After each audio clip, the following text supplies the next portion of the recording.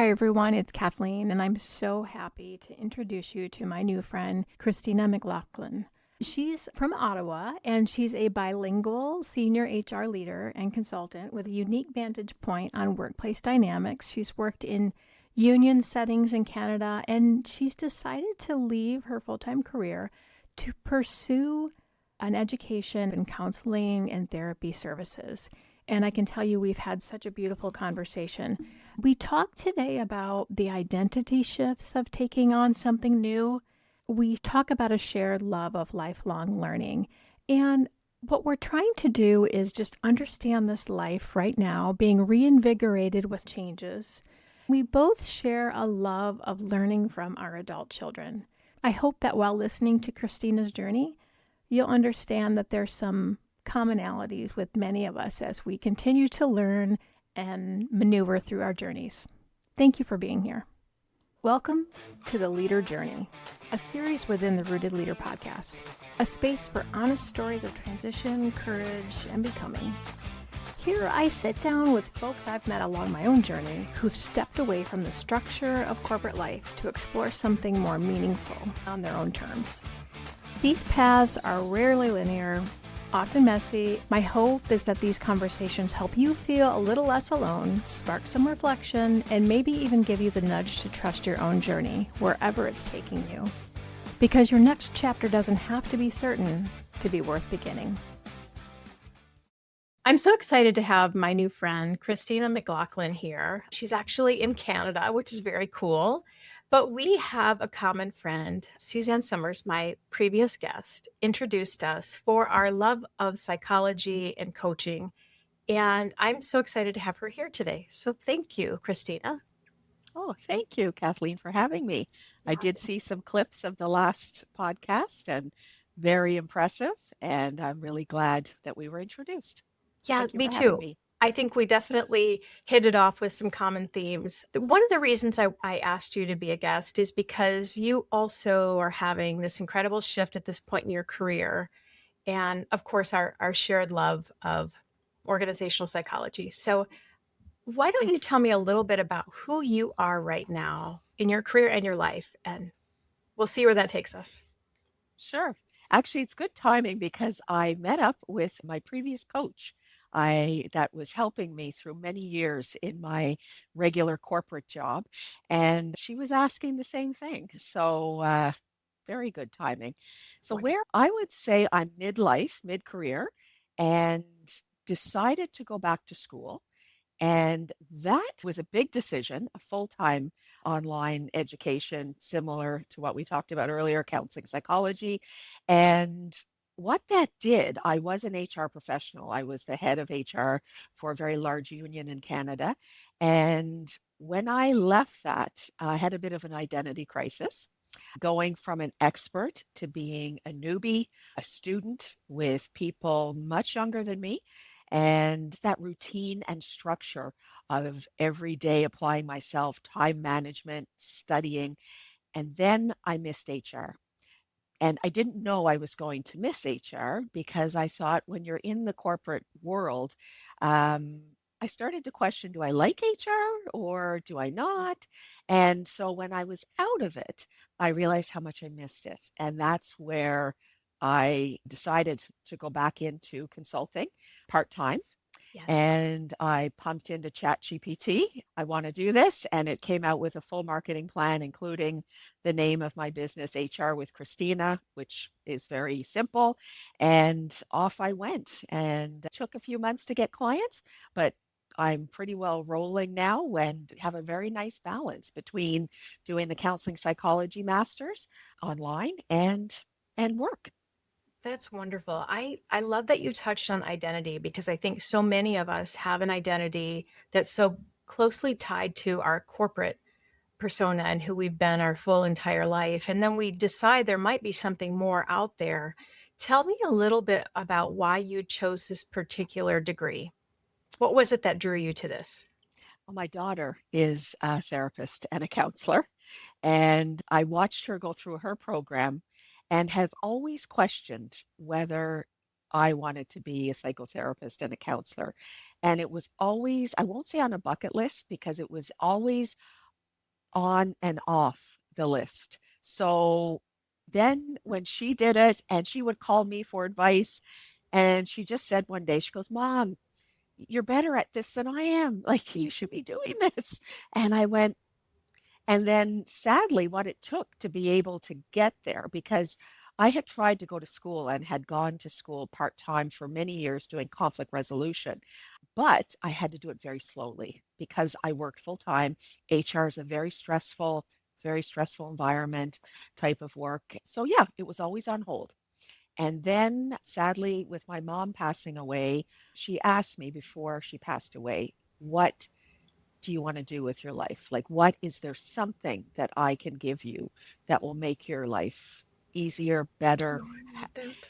And she said, I don't want to know today. I want you to take a week and think about it. And after I thought about it, I knew, I just knew it was time.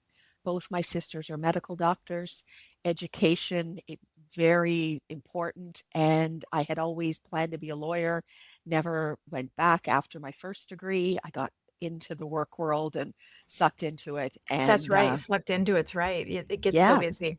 exactly. And so she said, I want you to do this. And so I literally, it was one of those things that just fell into place. I had put in the application, and within a week, I had a call. I had a call with admissions. I got all my transcripts, and there There I you go. was this time last year, last May. Oh, Yeah. I love it. I love that journey so much of just that realizing that you wanted this piece that had been missing for so long. And you had so many reasons, as we do, to sort of say, no, not yet, not now. But this gift from your mom is just a beautiful gift. So I'm so happy for you and also sorry for your loss. But that can be a really important time in our lives when we recognize maybe this is the time to do this for yourself. So that's And you wonderful. realize, you start to think when you lose a close family member, what's important? That's Like, right. it really is family. It's not jobs. And it really helped me to reestablish my focus. And as I get older, my health, I don't take it for granted as That's much. right. So it was a complete refocusing. And I was watching my husband do his PhD at 56, and I thought, I can do this. I can do a postgrad, Yes. I can do it. Well, you're giving me good feels too, because I went back to school and there's so many reasons why you can say it doesn't make sense or it's silly. But I find, as you are, I'm sure so much of what I'm learning, I'm applying to my coaching business, Yes. applying, to my adult children, which I don't know if they love it, but I feel better knowing some of the research and theory behind things. Yeah. So that's fantastic. What are things that you are learning now and are able to apply? Anything in particular that just strikes you as being like, yes, this was it? Well, things I didn't expect to get. I would say patience with people, and really able to be learning to be empathetic and understanding. And my extreme type thinking, things are gray. The world is gray. I mean, it's nice and blue sometimes when the sun is That's shining, right. but we're all different. We all bring different experiences and different cultures and different Yes. upbringing. And so it's really helped me to listen more, be patient, and less controlling, like less, needing to know. There's not a lot of certainty when you're in a counseling environment with the potential client. And we've been doing a lot of mock counseling. Oh, So interesting. you really get to see that you are in the moment, and being present and in the moment is the biggest gift I've gotten Yes, from this that's what your program so client far. needs. Yeah. That's great. That's great because I feel the same with coaching is being there to know the questions to ask, but not the answers. And it's never a clear, absolute clear path, but seeing that in the eyes of the client is just really a gift. I'll use that again. It's a beautiful process. So It's like an aha wonderful. moment, when you watch them and the light bulb goes off, and it's very rewarding.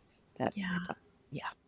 And like what you're saying is these folks don't always have that time for that or that space to be heard or to think through things.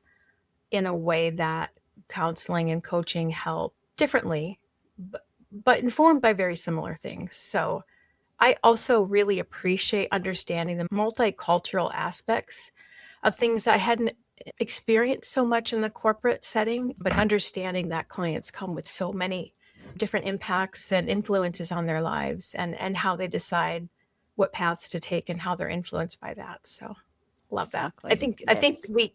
we touched on that common love when we talked before. So when did you start to feel moments that maybe this shift was necessary for you?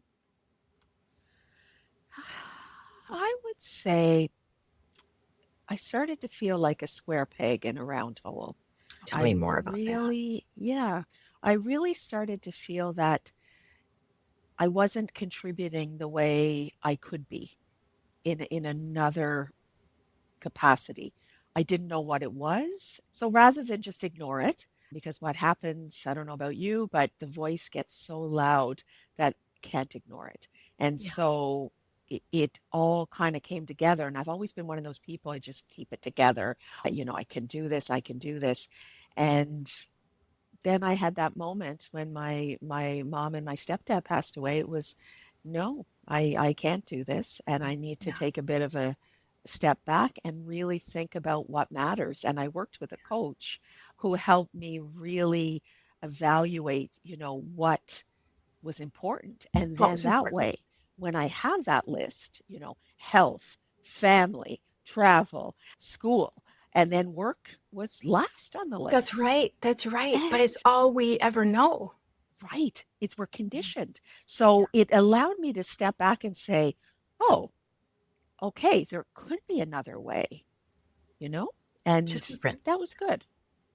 Oh, I love Yeah. that. Yeah. So many of the guests have experienced similar enlightenment as a result of something in the family. And mine was similar, but not a passing, but just something that had made me sort of wake up to say, wait a minute, maybe I need to lift my head up and realize there is more to life. And being present is really hard for me, trying to be much more present in just being instead of achieving or marking things off of a list. So I appreciate you saying that just awareness was so important for you.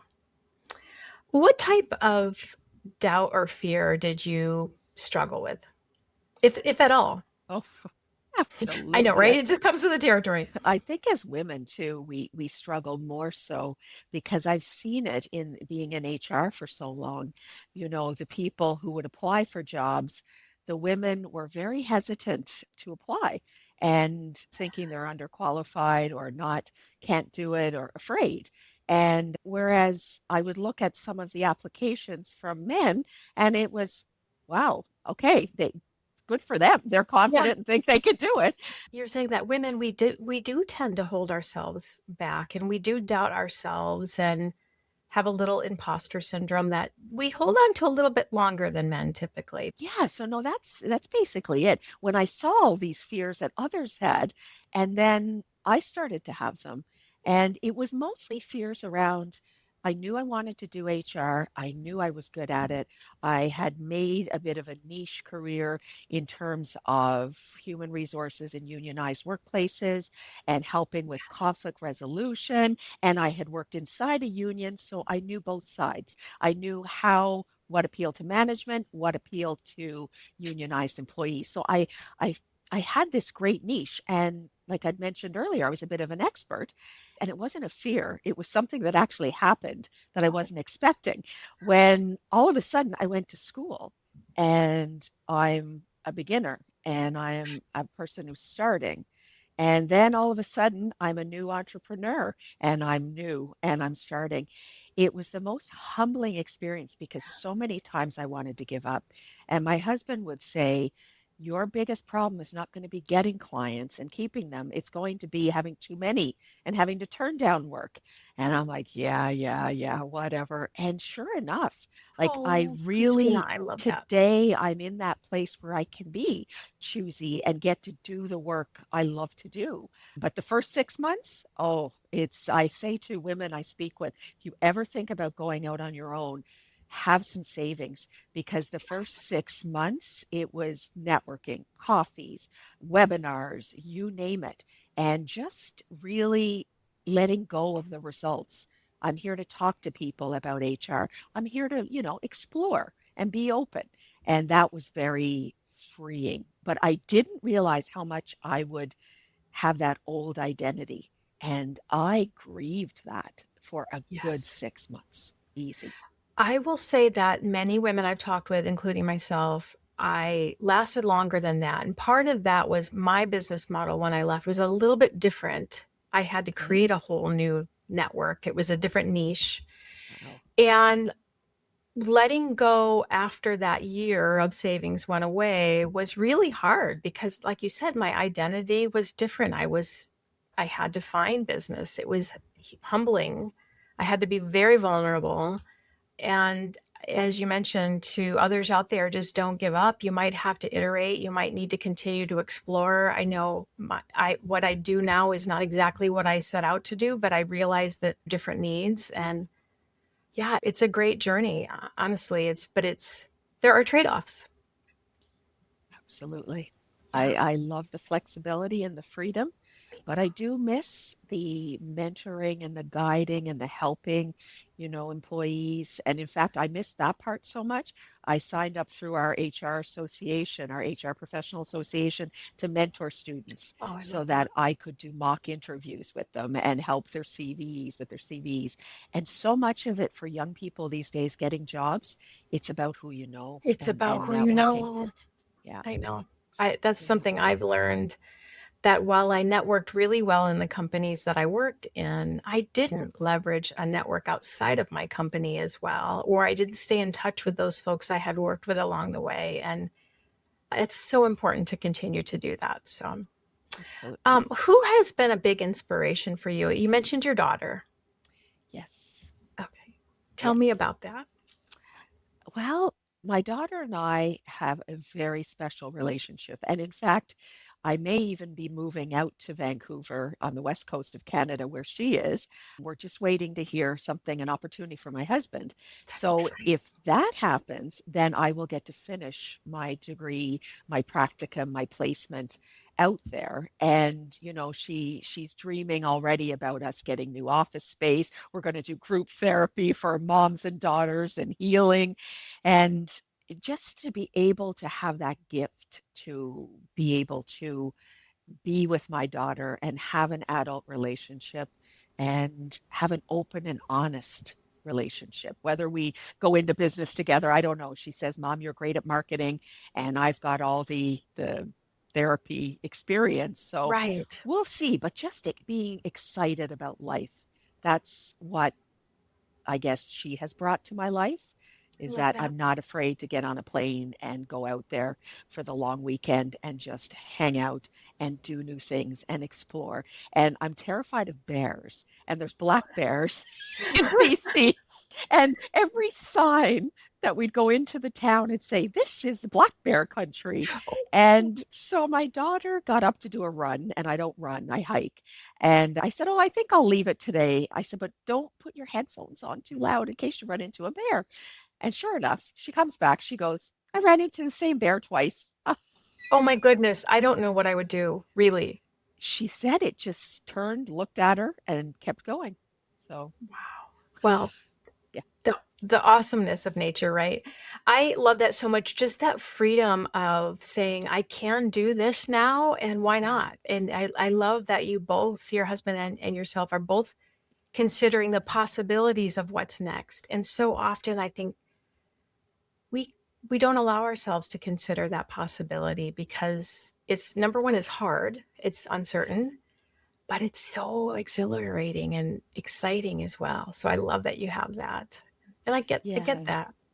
Yeah. Yeah. And I would say he's my other inspiration, my Mm, husband, because he went back to school later in life and he just never gives up. And every time I wanted to give up, I'd say, "Well, I'm not going to get clients. I'm not going to get any business."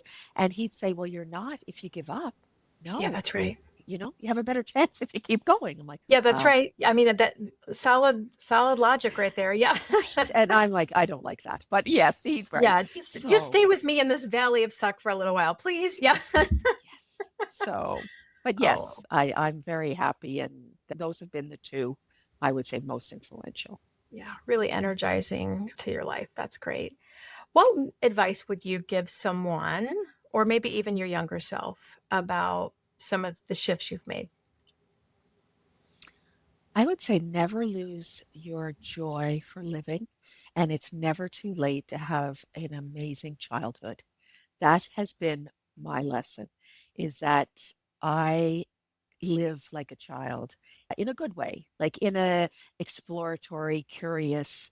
I have more fun at this stage in my life than I ever have. All right, I need examples. I'm just going to say it. I need examples because this is last year. My word was zest, trying to have more zest, and it was micro moments of zest. I didn't do so great, and I need to do better this year. And it's June, so I better get on it. But what ways are you living a more childlike life now?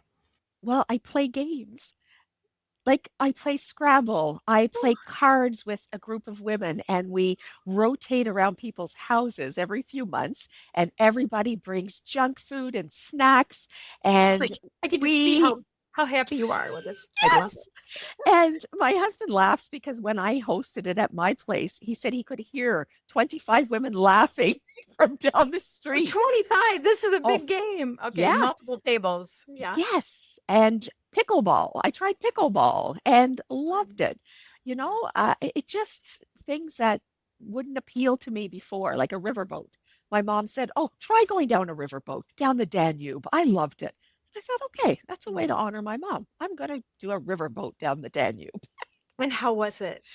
It was amazing. I loved it was beautiful, but there was a little downfall. I got a virus and my Oh husband did. no. So it's not quite as traveling sometimes different countries, different water, all of those things. So we weren't well the whole time, but I just plan now to do it again another time so that I can enjoy it again.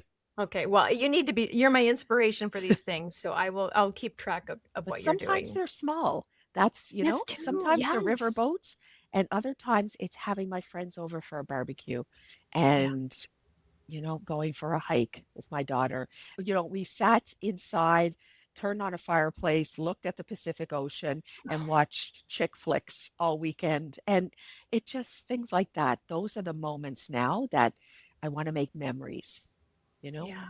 I'm with you. I don't think my kids are open to those things with me right now, but hopefully once they get a little bit older. But I can beg Never them. too late. Yeah, I can beg them. Hey, ready for a chick flick in front of a fireplace? What's one small step others could take? Just, we like to say that they don't have to leave a career to Yeah. explore, and not everyone has that luxury. I understand that. But what is a small step you might suggest to folks? I would say the most important thing that I did was not waiting for the motivation to arrive. It was doing it, I love that. and then I became motivated. So I guess my advice would be never be afraid to try things Yeah, small, right? Just that's right. small. It doesn't have to be big. And then what happens? It's like the gym. Nobody wants to go to the gym. Nobody wants to exercise. But then when you're going and you see the results, like I've literally been going now 3 times to 4 times a week for a year Wow. because I started to see the results. So what I find is, as Eckhart Tolle says, life is not here to make you happy. It's here to make you conscious. So rather than looking at happiness and motivation and being on a pink cloud, I look at it now as it gives me the gift of consistency. And Oh, I that love is the that. biggest gift I've gotten from school, from work, from life. Yeah, just this ongoing learning and experiencing things. I couldn't agree more. There are things I have the opportunity to learn and do now that I wouldn't have if I still had my very structured job. So as we mentioned before, there are trade-offs, but I'm very excited about those little micro moments of visiting a local farm foundation that it's teaching farmers new ways to do things, just those kinds of things. Oh, sounds incredible. So you already told me the best part of your pivot is just sort of leaning into life. What brings you joy right now? I think you touched on that, but anything else besides spending time with your daughter and sort of thinking about a really neat future? What other things bring you joy? Walking in nature. This morning, Yes. I was out walking around a river with my old coach and just really enjoying life with a coffee and just those happy moments. And, my cousin who I grew up with just texted a little while ago before this and said, "Hey, I'm going to be in Ottawa. Would love to visit if you're around." And like, wow, last time she was here, it was 30 years ago. Oh my So goodness. Oh, I love exactly, my that. daughter was a baby. So just those little moments, I take them now rather Yes, than yes, I look get at that. why I can't, right? Oh, maybe that I'm not around, or maybe I'm busy. But yeah, I don't miss moments now. Yeah, I love how you stated that. I don't miss the moments now because you never know what they're going to bring for you or what that experience could be. I agree. And I've been one of those folks who've always been so busy to do certain things, and now I need to just say yes too. So thank you for Say that. yes. That's Say it. yes. Love Say that. yes. You've mentioned about building more balance into your life, just having more joy, more fun, more experiences, more travel. How does that feel for you, like, from your wholeness point of view, like your whole self, your balance? It feels good. I will say there's moments, just like anybody has in life, there's moments of doubt, Yeah. moments of challenge, moments of boredom, moments of busyness. And learning, I've become a lot more accepting in I don't need to change those. Mm, If that if it's is brilliant. I love that, Christina. yeah, I love that because I think we always feel we have to adjust, and the boredom is one that I know we talked about as well. Boredom is something that I need to try to lean into and just be okay with it. And rest for me can be difficult, but I'm trying to learn to do that better too. I find I'm the same.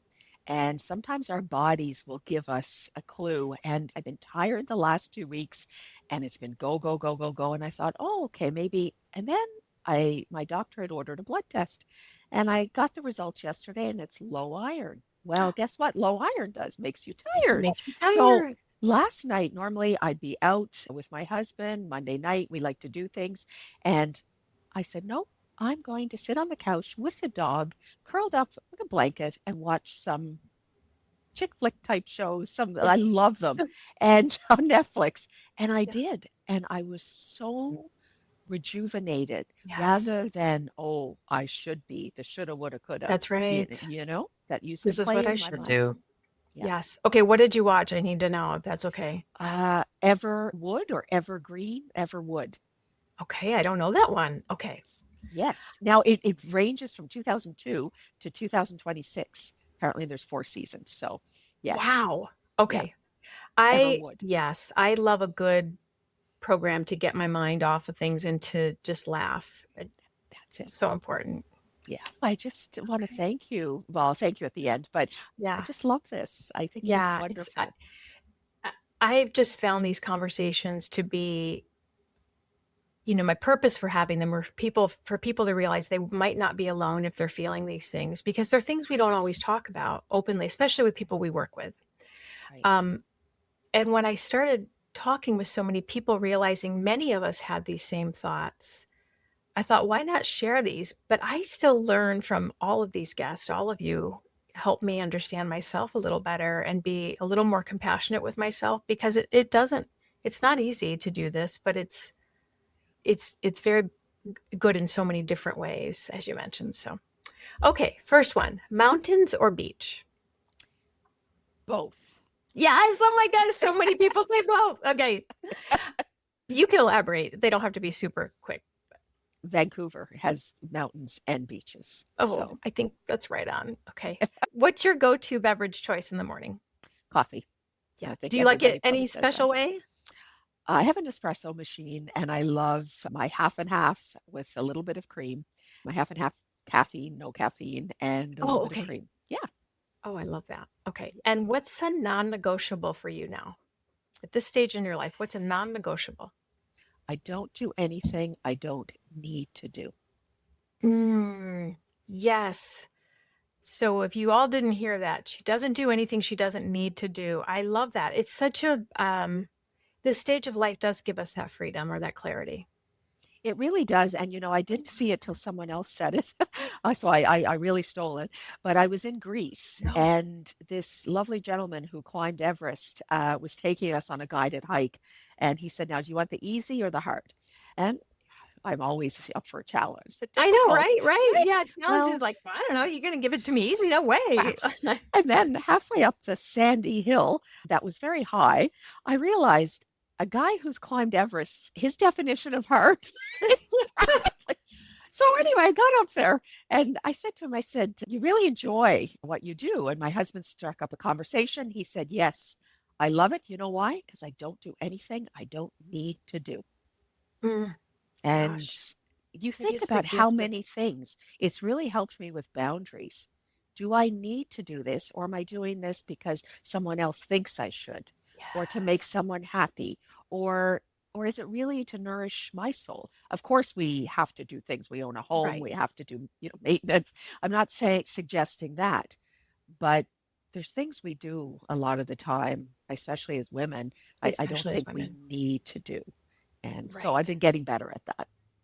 Yeah, I do try to ask myself some clarifying questions silently in my head. Is that something you really have to do now? Do you need to do it now? Exactly. It's so true. Oh, gosh. What do you do for fun? I think I know, but go ahead in case we missed something. Ah, the gym. I do Yeah. love it because it makes my mental health amazing and just sets my day up. And walking my dog. I have a little King Charles Cavalier Spaniel. So, yeah. Oh, how wonderful. Well, earlier we heard my dog, so Ruby. Is there a book or a podcast that you are really into right now that's inspiring you that you'd like to share? Probably the one that inspired me early on when I started this pivot and journey was Talk About Talk. Andrea Wojcinski, and Oh, yes. incredible woman. Just I did it, listen and I really enjoyed. Yes, you're right. yes, yeah, yeah. And she's a fellow Canadian, and I've had the privilege of speaking with her. And early on, she really encouraged me and said, you're doing the right things. And she took time to help other women, and that's something I try to do and pay it forward. Is that I will Same. always talk to people because I believe that good comes to those who give, I think so too. And Yeah. spreading a little bit of that out there just gets amplified. And who doesn't need to be lifted? Right. Complete this sentence. Now my work feels blank. Joyful, Oh, I love that. invigorating, Yeah. happy, peaceful.